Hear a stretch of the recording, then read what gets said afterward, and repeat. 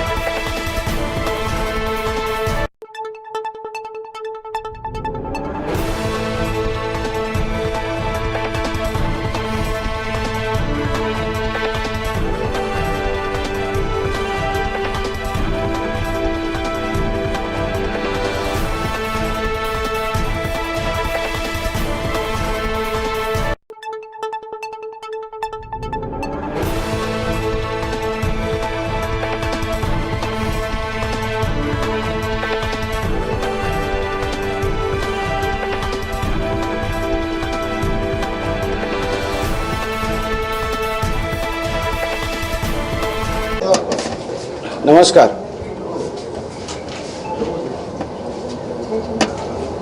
ગયા વર્ષથી આપણે ગોલ્ડન દહીં હંડીનું આયોજન લિંબાયત વિસ્તારમાં કરીએ છીએ। એમ આ વર્ષે પણ લિંબાયતમાં સંજયનગર ખાતે ગોલ્ડન દહીં હંડીનું આયોજન કરવામાં આવ્યું છે। એમ તો 26-27 વર્ષ પહેલાં એક મંડળથી શરૂ થયેલું તે આજે 120 ઉપર મંડળ સ્થાપિત થઈ ગયા છે સુરતમાં। પણ બધાએ પોતપોતાના વિસ્તારમાં મટકી લીધી હોય એટલે બધા લોકો લિંબાયત આવવાનું પોસિબલ નથી। પણ આપણે જેટલા લોકો આવવા રેડી હતા એ લોકોના નામ લીધા છે, તો ટોટલ 22 મંડળ આ વખતે લિંબાયત ખાતે આવશે। એમાંથી 10 મંડળ જે ફક્ત સલામી આપવા આવશે, 10 મંડળ જે મટકી ફોડવા આવશે। એ મટકી ફોડવાનું આપણે ડ્રો પણ કર્યું છે કે કોણ પહેલી મટકી ફોડશે, કોણ બીજી, કોણ ત્રીજી, એવી રીતના ટોટલ 10 મંડળ છે। એ લોકો જે છોકરાઓનું ગ્રુપ છે, જે મંડળ છે, એ લોકોની મટકી ફોડવાની ઊંચાઈ જે આપણે 35 ફૂટ રાખી છે અને એનું ઇનામ પણ 1,51,000 આપણે નક્કી કર્યું છે। પણ આમાં પણ ચેલેન્જ હોય છે, એટલે જો અગર 35 ફૂટ મટકી નહીં ફોડાય તો આપણે એ 30 ફૂટ પર લઈ આવશું અને જેમ જેમ મટકી નીચે આવશે એમ એમ એની પ્રાઇસ પણ ઘટતી જશે। દર વખતે ડીજે, ઢોલનું આયોજન ત્યાં કરવામાં આવે છે। આ વખતે બહેનોનું ગ્રુપ પણ સુરતમાં બન્યું છે, તો આપણે 2 મટકી બહેનો માટે રાખી છે જેમની હાઇટ 20 ફૂટ રહેશે અને એમનું ઇનામ પણ 51,000 રહેશે, કારણ કે 2 દીકરીઓના મંડળ આવે છે, છોકરીઓના મંડળ આવે છે। સાંજે 5:30 વાગ્યાનો સમય છે જે 9 વાગ્યા સુધી ચાલશે। ગયા વર્ષે પણ 15,000 થી 20,000 લોકો ત્યાં જોવા માટે ઉપસ્થિત હતા। આ વખતે પણ મને લાગે છે કે 25,000 ઉપર લોકો ત્યાં ઉપસ્થિત રહેશે। છેલ્લા 26-27 વર્ષથી ભાગળ પર પણ દહીં હંડીનું કાર્યક્રમ થાય છે। એ લોકો પણ કેટલા ફૂટ હોય છે તમારું કેટલું હોય છે ત્યાં? 30 ફૂટ। 30 ફૂટની મટકી ત્યાં પણ રાખવામાં આવે છે। એમ તો યુથ ફોર ગુજરાત તરફથી આ 4થું વર્ષ કહેવાય। કોવિડ પહેલાં 2 વર્ષ આપણે પીપલોદમાં કરેલું હતું, શારદાતન સ્કૂલ પાસે ગ્રાઉન્ડ પર। પછી આપણે લિંબાયતમાં આની શરૂઆત કરી છે। હું સૌ સુરતવાસીઓને કહીશ કે આપ આ મંડળોનું પ્રોત્સાહન વધારવા માટે આપ સૌ લિંબાયતમાં આવતી 27 ઓગસ્ટે સાંજે 5:30 વાગે સંજયનગર સર્કલે આવો। એ આપ સૌથી પ્રાર્થના છે. ખૂબ ખૂબ આભાર. નમસ્કાર. ગોવિંદા ઉત્સવ સમિતિ સુરત શહેર પ્રમુખ ગણેશ પી સાવંત. પ્રથમ તો આપ સૌનું સ્વાગત કરું છું. સુરત ખાતે જ્યારે ગોવિંદા ઉત્સવ સમિતિની સ્થાપના થઈ, આપણા પ્રદેશ અધ્યક્ષ શ્રી CR પાટીલ સાહેબ હસ્તક આ જ ઓફિસે ગોવિંદા ઉત્સવ સમિતિની સ્થાપના કરવામાં આવી હતી.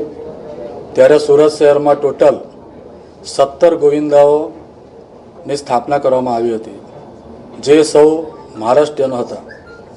આજે 27 વર્ષમાં જ્યારે ગોવિંદા ઉત્સવ સમિતિ પ્રવેશ કરે છે, ત્યારે 141 ગોવિંદા મંડળોએ પરમિટ લીધી છે, જેઓને પરમિટ આપવામાં આવશે.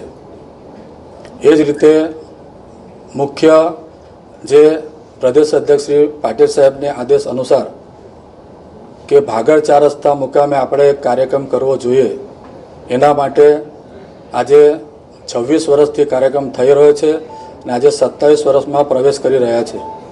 એ નિમિત્તે જે રીતે કાર્યક્રમ થાય છે, તો ભાગળ મુકામે કઈ રીતે થઈ શકે, તો આપણી સાથે શ્રી CR પાટીલ સાહેબ હતા, જેનાથી અમે સૌએ નક્કી કર્યું કે ભાગળ ખાતે મટકી ફોડીએ. તો એ મટકી ફોડતા ફોડતા આજે 26 વર્ષ થઈને 27માં પ્રવેશ કરતા 27/8/2024 મંગળવારના રોજ ભાગળ ખાતે ટોટલ 4 મટકી બાંધવામાં આવશે. એક મટકી જેનું નામ સુરત શહેરની મુખ્ય મટકી આપવામાં આવેલ છે, જે શ્રી યુવક મંડળ, જે વેડ રોડનું ગોવિંદા મંડળ છે, તેઓ દ્વારા ફોડવામાં આવશે. એમની સાથે સંયોજકમાં બેગમપુરાનું એક ગોવિંદા મંડળ છે, અને જે 25 વર્ષ જૂનું ગોવિંદા મંડળ હોય તેમાંથી એક ગોવિંદા મંડળ કે જે અડાજણનું ગોવિંદા મંડળ છે. આ રીતે સંયોજક એટલે આપવામાં આવે છે કે મુખ્ય મટકી જે ફોડે એમાં કદાચ યુવાનો ઓછા હોય તો એને સહકાર આપે. એ જ રીતે જે 2 મટકી સિવાય બીજી 2 મટકી એટલે કે 4 મટકી ટોટલ ભાગળ ખાતે બાંધશે. તેમાં અંબાજી રોડનું જય ભવાની સ્પોર્ટ ક્લબ ગોવિંદા મંડળ, જે મહિલા મંડળ છે, અને એ જ રીતે આ વર્ષે પ્રેક્ટિસ કરતાં કરતાં સુરત શહેરમાં તો નહીં પણ ગુજરાતમાં જે RK સ્પોર્ટ ક્લબ મહિલા મંડળ, જેઓએ પ્રથમવાર 5 થર એટલે 5 પિરામિડ કરી છે, જેઓ ભાગળ ખાતે મટકી એક એ લોકો બી ફોડશે. એટલે સુરતમાં ભાગળ ખાતે પ્રથમ વખત મહિલા મંડળ દ્વારા 5 થરની મટકી ફોડવામાં આવશે. અત્યાર સુધી દરેક ગોવિંદાઓ જે મહિલાઓ છે એ 4 થર એટલે 4 પિરામિડ કરીને જ મટકી ફોડવામાં આવી છે. તો પ્રથમ વખત ભાગળ ખાતે 5 પિરામિડ કરીને મહિલાઓ મટકી ફોડવામાં આવશે, જેમનું નામ RK સ્પોર્ટ ક્લબ મહિલા મંડળ છે, જે રુદ્રપુરાનું ગોવિંદા મંડળ છે. એટલે આ રીતે એમ તો અમુક ગોવિંદા મંડળના ફોન આવે છે કે ગણેશભાઈ જે રજા છે એ સોમવારે છે, તો મંગળવારે અમને રજા નથી, પરંતુ અમે પણ એની ક્ષમા માંગે છે કે ભગવાનની જે તિથિ હોય એ પ્રમાણે આપણે ગોવિંદા કરવાના હોય. મહારાષ્ટ્રમાં આપણે ગોવિંદા કરીએ એ મહારાષ્ટ્રીયન તિથિ અનુસંધાન આપણે 27 તારીખે મંગળવારના રોજ 4:30 કલાકે ભાગળ ખાતે આપ સૌને પણ આમંત્રણ આપું છું કે આપ સૌ પણ સમયસર ઉપસ્થિતિ રહીને, અને જે રીતે જિજ્ઞેશભાઈએ વાત કરી એ રીતે કે 5 મિનિટે ભાગળ ખાતેની મુખ્ય મટકી ફોડવામાં આવશે. ત્યારબાદ મહિલાઓ મટકી ફોડશે, અને ત્યાંના જે ગોવિંદા મંડળ જે ભાગળ ખાતે સલામી મારવા ઓછામાં ઓછા 35 ગોવિંદા મંડળ હાજર રહી છે, ત્યાંથી સલામી મારીને 7 કલાકે લિંબાયત ખાતે એ ગોવિંદાઓ જશે. જેમાં જિજ્ઞેશભાઈએ વાત કરી કે ટોટલ 11 ગોવિંદા મંડળ સલામી મારશે અને 10 ગોવિંદા મંડળ તેઓ મટકી ફોડશે. અને ત્યાં જે ગોવિંદા મંડળ આવવાના છે, જે મહિલાઓ છે, એમાં ખિલજાઈ માતા ગોવિંદા મંડળ, જે વેડ રોડનું ગોવિંદા મંડળ છે, તેઓ પણ મુંબઈ સ્ટાઇલમાં જ મટકી ફોડે છે. તે લોકોની સંખ્યા ઓછામાં ઓછી 500ની સંખ્યા છે, જેમાં 125 બહેનો છે અને બાકીના યુવાનો છે. અને છે એ ગોડાદરાનું જ કમલાબા ગાર્ડન મહિલા મંડળ, તેઓ દ્વારા બી મટકી ફોડવામાં આવશે. એટલે આ વર્ષે એક ભાગળ ખાતે મટકી ફોડ કાર્યક્રમ છે અને બીજું લિંબાયત ખાતે મટકી ફોડ કાર્યક્રમ છે. જિજ્ઞેશભાઈ અને જે આપણા પત્રકાર મિત્રોએ વાત કર્યા પ્રમાણે કે બીજી જગ્યાએ મટકીનો કાર્યક્રમ કેમ નથી, તો આ વર્ષે જિજ્ઞેશભાઈ અમને કહ્યું કે ગણેશભાઈ એક આપણે અડાજણમાં પણ મટકી બાંધીએ, પરંતુ અમે આ વર્ષે મુલતવી રાખ્યું છે કે આ વર્ષે રવા દો, આપણે આ વર્ષે 2 જગ્યાએ કાર્યક્રમ કરીએ, પછી આવતા વર્ષે આપણે અડાજણ ખાતે પણ કાર્યક્રમ કરીશું. કેમ કે જેમ અડાજણમાં કાર્યક્રમ કરીશું તો વીર દરવાજાલા પણ કહેશે કે અમારે ત્યાં પણ મટકી બાંધો, કે આપણા જે ગોવિંદાઓ છે એ અલગ અલગ વિસ્તારમાંથી આવતા હોય છે. અડાજણ, વેડ, ભાગળ, વરાછા, બોમ્બે માર્કેટ, આ દરેક વિસ્તારમાંથી આવતા, એટલે દરેકની ઈચ્છા હોય કે અમારા ત્યાં પણ આવી મટકીનો કાર્યક્રમ થાય. માટે આ વર્ષે એક ભાગળ ખાતે મુખ્ય મટકી ફોડ કાર્યક્રમ છે અને લિંબાયત ખાતે મટકી ફોડ કાર્યક્રમ છે. આપ સૌ અહીં ઉપસ્થિત રહ્યા તે બદલ સુરત શહેર ગોવિંદોત્સવ સમિતિ આપનો આભાર માને છે.